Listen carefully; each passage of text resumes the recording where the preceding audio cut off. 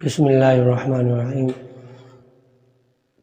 جو کوئی بندہ یہ چاہتا ہو کہ یا اس کا جانا ہو یا ارادہ ہو کسی بڑے افسر کے پاس جانے کا، یا پھر وہ چاہتا ہو کسی رئیس بندے سے ملنا اور وہ اس سے محبت سے پیش آئے، یا تاکہ کسی بادشاہ کے پاس بھی جانا چاہتا ہے نا، بڑے وزیر کے پاس، یا تو وہ اس عمل کو کر کے جائے گا تو انشاءاللہ وہ آپ سے بہت ہی محبت سے پیش آئے گا۔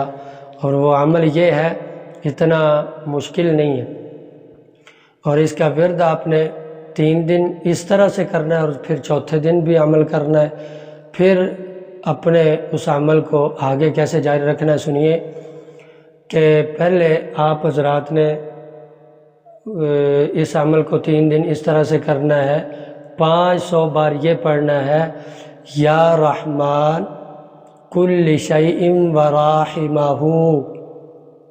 پھر سنیے، یا رحمان کل شیء ورحمہ، یہ آپ نے تلاوت کرنا ہے۔ کتنی بار؟ مختصر سے الفاظ ہیں، یا رحمان کل شیء ورحمہ، اس کی 500 بار آپ نے تلاوت کرنی ہے۔ اول آخر آپ نے درود شریف پڑھنا ہے، اور 3 دن 500 بار آپ نے اس کی تلاوت کرنے کے بعد، ورد کرنے کے بعد، پھر آپ نے چوتھے دن غسل کرنا ہے۔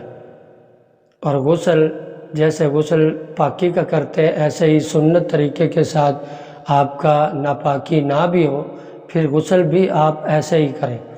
اور پھر چوتھے دن آپ نے یہی ورد، یا رحمان کل شیء ورحمہ، اس کا 1000 بار اس کا ورد کرنا ہے چوتھے دن۔ اور چوتھے دن اس کا ورد 1000 بار کرنے کے بعد درود شریف ویسے ہی اول آخر پڑھنا ہے۔ اور پھر اس جانے سے پہلے جس کے پاس آپ جا رہے ہیں، بڑے رئیس کے پاس یا کسی وزیر کے پاس، بڑے افسر کے پاس آپ جا رہے ہیں، تو پھر اتنا سا یہی جملہ آپ اپنی ہتھیلی پہ لکھیں، اور بشرطے کہ وہ ہتھیلی جس پر لکھا جا رہا ہے وہ دائیں ہو، بائیں نہ ہو۔ دائیں ہتھیلی پر یہی آپ لکھیں، یا رحمان کل شیء ورحمہ۔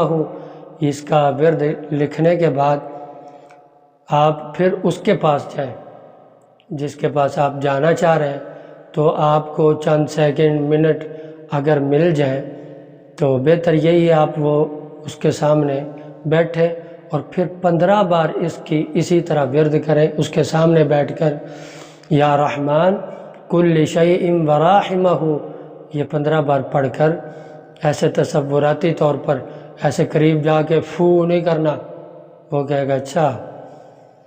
تو آپ حضرات نے بس تصوراتی انداز میں اس کے اوپر ایسے پھونک مار دینا ہے، انشاءاللہ ثم انشاءاللہ وہ آپ سے محبت کے ساتھ پیش آئے گا۔ السلام علیکم ورحمۃ اللہ وبرکاتہ۔